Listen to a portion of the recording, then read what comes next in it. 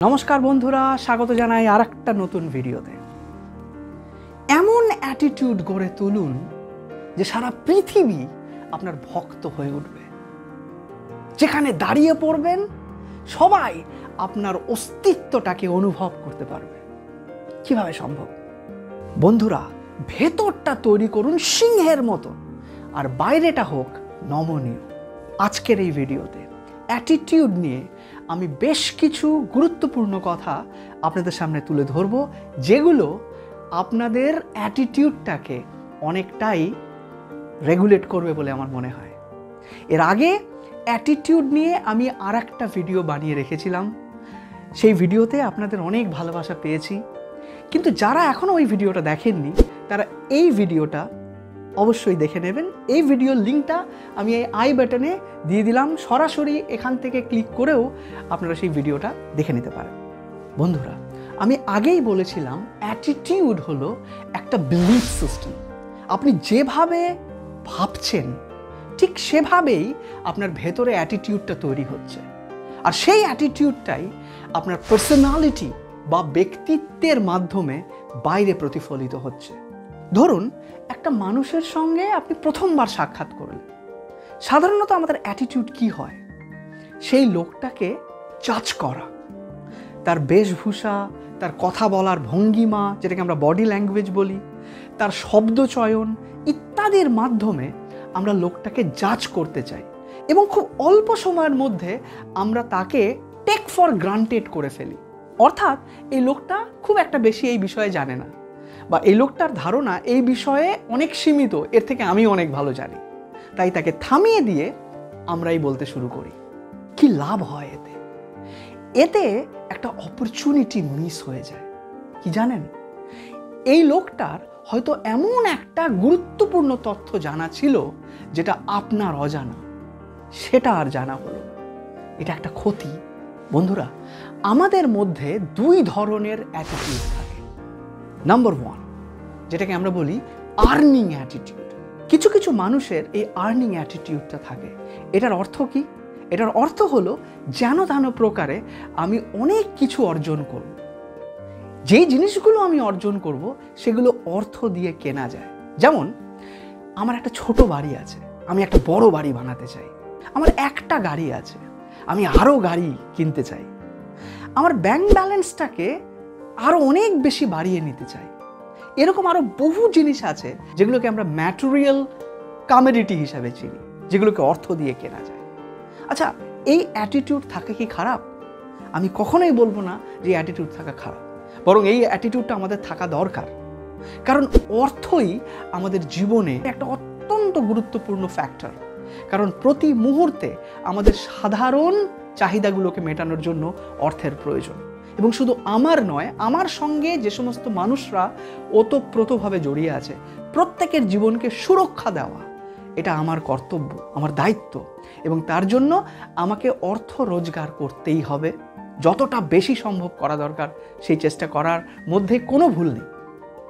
কিন্তু আমাকে দেখতে হবে আমার এই উপার্জনের প্রসেসটা কি বৈধ।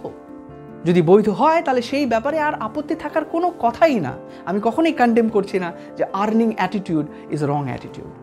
তবে হ্যাঁ, যাদের শুধুমাত্র আর্নিং অ্যাটিটিউড থাকে তাদের কিছু কনসিকুয়েন্সেসও ফেস করতে হয়। কনসিকুয়েন্সেস মানে ফলাফল। কি সেটা?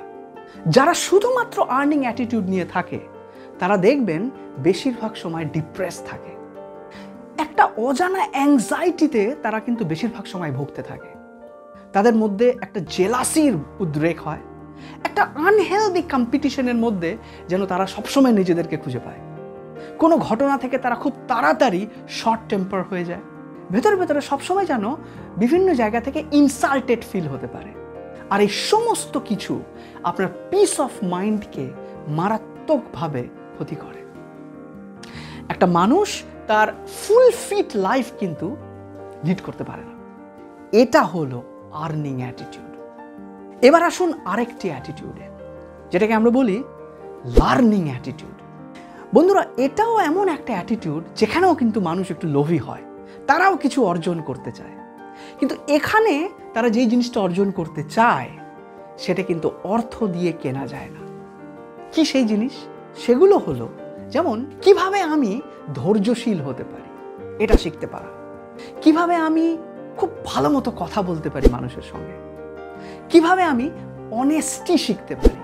কিভাবে আমি সাহসী হতে পারি। কিভাবে আমি অনেক বেশি পরিশ্রম করতে পারি। কিভাবে মানুষকে সাহায্য করে মানুষের মন জয় করতে পারি। কিভাবে আমি বিশ্বাসী হতে পারি।